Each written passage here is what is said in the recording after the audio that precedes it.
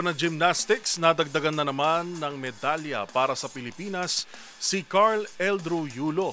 Pero bronze na sa horizontal bar finals ng 2025 Artistic Gymnastics Junior World Championships.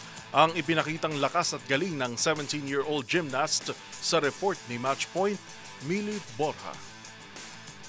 Nakapag-uwi muli ng bronze medal si Carl Eldrew Yulo sa 2025 Artistic Gymnastics Junior World Championships matapos makuha ang ikatlong pwesto sa horizontal bar finals noong Lunes sa Marriott Grand Ballroom sa Pasay City. Nakuha ng 17 years old na si Yulo ang markang 14 mula sa pinagsamang 5.100 sa difficulty at 8.900 sa execution, kasama ang karagdagang 0.100 stick bonus. Nanguna sa event si Camilo Vera ng Colombia na nagtala ng 14.533. Sinundan ni Danila Leiken ng Estados Unidos na may 14.233. Ito na ang ikatlong bronze ni Yulo sa torneo matapos manalo rin sa floor exercise final noong linggo. Sa all-around finals, nagtapos si Yulo sa ikawalong pwesto at nabitin sa podium sa vault finals kung saan nagkasya siya sa ikaapat na pwesto. At yun ang mga latest updates sa mundo ng sports. Para sa MBC TV Network News, ito si Mili Borja ng DZRH TV, una sa Pilipinas, una sa Pilipino.